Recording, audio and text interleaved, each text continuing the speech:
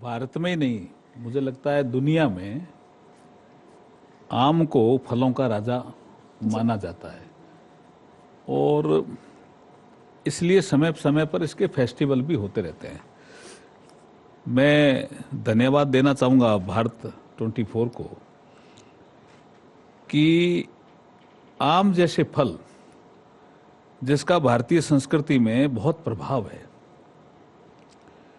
जीवन के आचार और विचार पे प्रभाव है। बहुत से संतों ने जैसे आम मीठा होता है, ऐसे मीठी बाणी बोलिए, ऐसे आम का उल्लेख करके कहा है। बिल्कुल।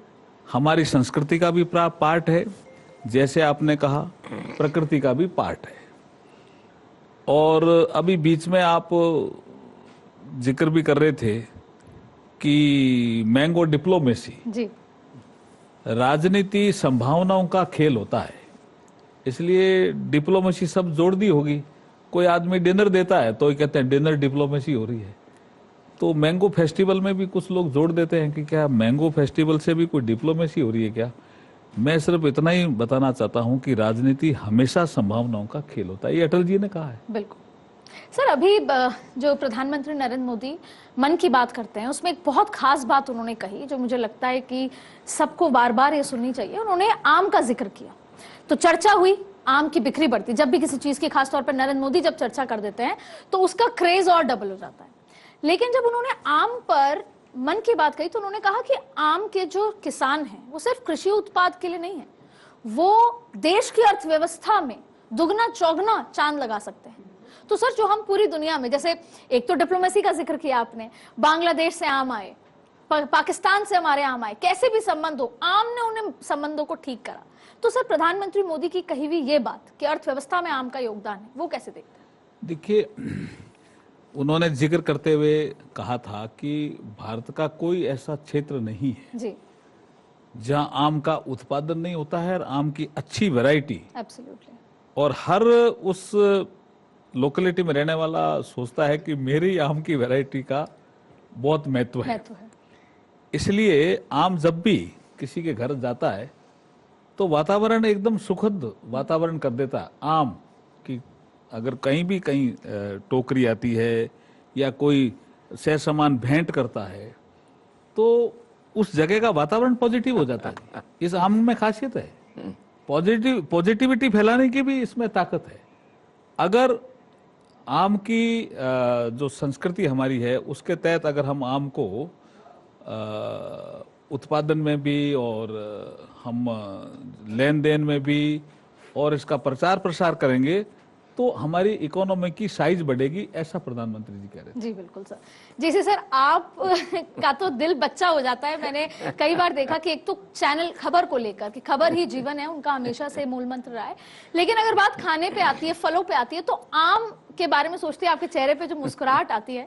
तो सर के घर पे भी मैंने सुना सर आपके पेड़ हैं और जेसी मैंगोज करके मैंगोज भी कई बार आप डिप्लोमेसी के तौर पर सर, तो वो डिप्लोमेसी है या आपका मन करता है कि सब आम खाएं? ये जो चेहरे पे आपके अभी भी जो खुशी है सर, उसको समझना चाहेंगे सर। आम और आपका संबंध समझना चाहेंगे sir. You are absolutely right. मैं कभी अपने बालक मन को मरने नहीं देता। Very good. इसलिए आम को उठाना, उसको देसी स्टाइल में खाना, सड़क पे खड़े होकर गोलगप्पे खा जाना, मिठाई की दुकान से कार रोक के लड्डू लेके बीकानेर जा रहे हैं तो खा लेना, दो पूड़ी खाना, बालक मन नहीं मरना चाहिए, जीवन में उत्साह को बना के रखता है। जहाँ तक आम का सवाल है, आम से मेरा संबंध 15 वर्षों से तो खासकर है। पहले ईटीवी चलाते थे 10 साल तक, ईटीवी यूपी चलाते थे। तो वहाँ पे क्या मलियाबाद एक जगह है 50 किलोमीटर लखनऊ से, वहाँ को 100-150 किस्म के आम होते हैं। तो हर साल मैं वहाँ जाता था, 10 साल जाता रहा वहाँ। उसको 500 रुपये देते थे, 5-7 आम थोड़ा थोड़ा खा के आ जाते थे।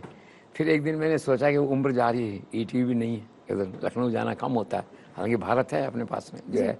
तो मैंने सोचा कि आम अब घर में होने चाहिए जो है।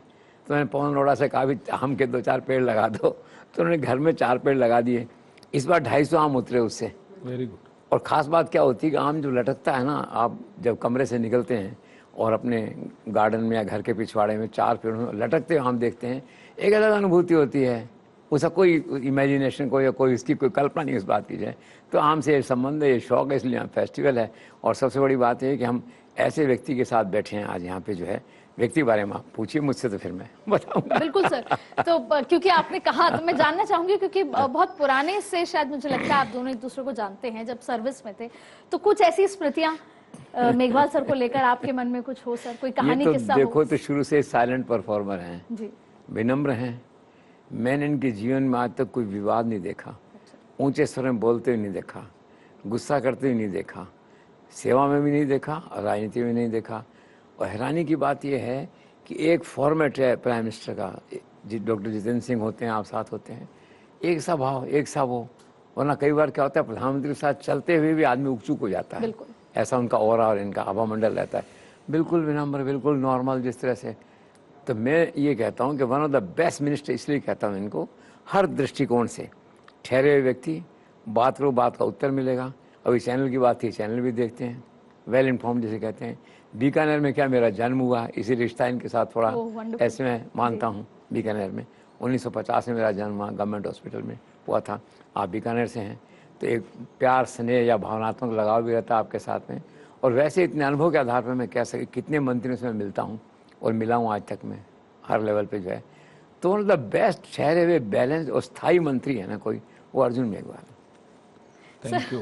सर कभी आपने ये जैसे डिनर डिप्लोमेसी होती है तो मैंगो डिप्लोमेसी आपने की है कि कोई मामला इधर उधर है, चलिए मैंगो भेज देते हैं, मामला ठीक हो जाएगा? कभी आपके चाहे राजनीतिक कार्यकाल में चाहे सर्विस के कार्यकाल में आपने कभी मैंगो डिप्लोमेसी की है सर? देखिए, सर्विस हो चाहे राजनीति हो, ये मैंगो डिप्लोमेसी शब्द ठीक है, इजाद कर लिया, इसमें डिप्लोमेसी जैसी कोई चीज नहीं है। इसमें हैप्पीनेस आती है। मैंगो अगर आप देखते हैं तो जैसे आपने बताया ना कि मेरे घर के बाहर अब खा नहीं रहे थे, देख रहने से हैप्पीनेस आती है, तो खाने से तो मन प्रसन्न होता ही है ना। तो जिस फल में प्रसन्नता के भाव सबसे ज्यादा हो उसका आदान प्रदान भी होता है, हमारी संस्कृति का पार्ट है। प्रसन्नता, हैप्पीनेस, एक दूसरे को हम एक्सचेंज करते हैं।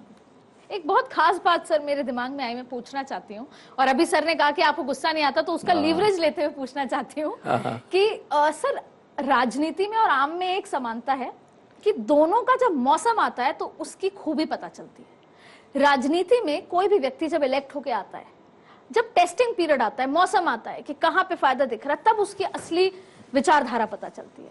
तो मेरे पूछने के संदर्भ ये है कि आप बड़े लंबे समय से संसदीय कार्य मंत्री हैं, राजनीति देखी, ये जो दल बदल जो देखने को मिल रही है कितना सही लगता है सर आपको? ये होना चाहिए, नहीं होना चाहिए? इस पे कोई नया कानून, क्योंकि आप लॉ मिनिस्टर भी हैं, बनना चाहिए? ये जो आंकड़ों का खेल है इसको कैसे देखते हैं? देखिए, एक जमाना था जब हमारे संविधान निर्माता संविधान बना रहे थे, तब इस पे इस तरह की कल्पना नहीं की गई थी, ना ऐसा सोच आया था। एक आयाराम गयाराम करके विषय चला हरियाणा में, तब सोचा गया अमेंडमेंट आना चाहिए, तो एंटी डिफेक्शन लॉ आया, 10th शेड्यूल्ड संविधान में जुड़ा।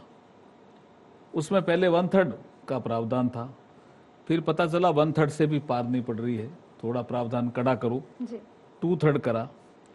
अब 2/3 आदमी अगर किसी दल के कहते हैं कि हम असली दल हैं, तो हम इसको दबा तो नहीं सकते ना।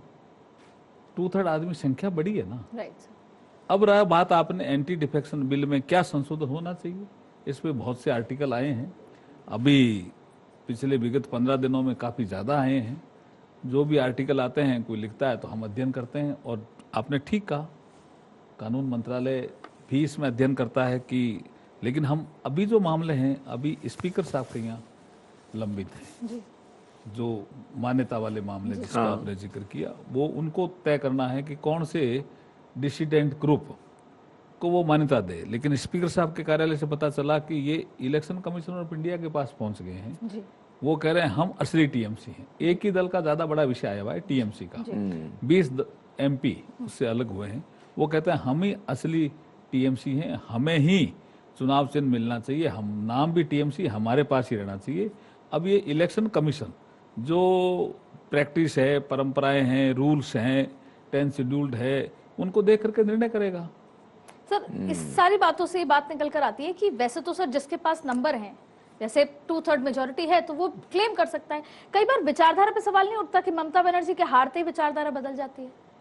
नहीं, ये लंबे समय से ही चल रहा था, ऐसा हमें लग रहा था। जी सर। अचानक नहीं होता, इसमें टाइम पहले से ही चलता है। वो तो जिस नेता में दूरदर्शिता होती है वो पहले ही देख लेता है कि किस तरफ हुआ है। कुछ गड़बड़ हो रही है, जी। और किसी को लगता है कि नहीं सब कुछ ठीक है, अहंकार आ जाता है, तो उसी का ये परिणाम नजर आता है। पार्लियामेंट सेशन कब से है? जी सर, तो पार्लियामेंट सेशन जैसे सर 20 जुलाई से है, तो एक बहुत महत्वपूर्ण सवाल मुझे लगता है ये भी सबसे रेलेवेंट सर हैं, उनसे पूछ सकते हैं, आप ही ने रखा था। जैसे आम को देख के सर एक मुस्कुराहट आती है चेहरे पे, वैसे ही मॉनसून सत्र से पहले देश भर की जो महिलाएं हैं उनको एक तरह की मुस्कुराहट है, और नरेंद्र मोदी का जो आत्मनिर्भर भारत का जो सपना है वो शायद पूरा हो सकता है। और आत्मनिर्भर भारत तब होगा जब आत्मनिर्भर महिलाएं होंगी। क्या भारतीय जनता पार्टी एनडीए के पास इतना नंबर आ चुका है कि महिला आरक्षण बिल लागू हो जाएगा?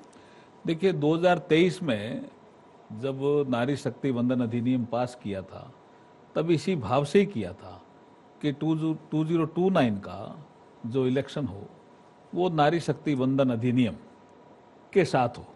उसमें दो प्रावधान जोड़े हुए थे, सेंसस का और डिलिमिटेशन का। उसी का ही हम एक जो पिछला हमारा बजट सत्र गया उसमें 16, 17, 18 अप्रैल को हमने विशेष सत्र बुला करके उसको पास कराने का प्रयास किया।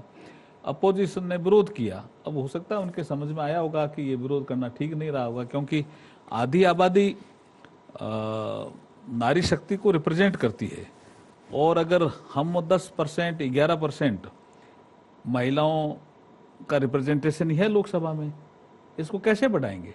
कोई तरीका तो निकालना पड़ेगा। इसलिए ये 33% लोकसभा में और राज्यों की विधानसभाओं में प्रतिनिधित्व हो महिलाओं को, इसके लिए नरेंद्र मोदी जी ने प्रयास करके ये बिल बनाया। आपने कहा कि मानसून सत्र में क्या उनको हक मिलेगा? क्या हक मिलेगा? तो हम तो बिल तो पास किया वही है, उसको लागू करने के तरीके के लिए ही वो अप्रैल में अमेंडमेंट लेकर के आए थे जी। तो हम तो उस एजेंडे पे ही हैं। मतलब विपक्ष को आम खट्टे लग रहे हैं सर, वो कह रहे हैं कि ये जुगाड़े में नंबर है। नहीं, ऐसा कुछ नहीं है जी, वे को भी पता है। विपक्ष को जब हम बात कर रहे थे ना पहले जी बजट सत्र में भी, कांग्रेस को छोड़ करके किसी ने भी ऐसा विरोध किया ही नहीं। कांग्रेस ने कहा 29 अप्रैल के बाद सत्र बुलाओ, उन्होंने विरोध नहीं किया है। लेकिन बाद में उन्होंने कहा भाई नरेंद्र मोदी जी लेके आ रहे हैं, उनकी पॉपुलैरिटी बढ़ जाएगी, ऐसा एक भाव कुछ सांसदों में, नहीं कांग्रेस के सांसदों में आया। डीएमके ने अपना स्टैंड थोड़ा बदला। सपा ने पहले कहा हम पास करेंगे, फिर कहा मुस्लिम महिलाओं को आप रिप्रेजेंटेशन देते हो क्या, अपना स्टैंड बदला। टीएमसी ने कहा पहले संगठन में दो, और डीएमके ने कहा कि साउथ को नुकसान हो जाएगा। जब अमित शाह जी खड़े होकर के बोल रहे थे तब उन्होंने कहा भाई आप कैसे कह रहे हो साउथ को नुकसान हो जाएंगे, ये आंकड़े रहे।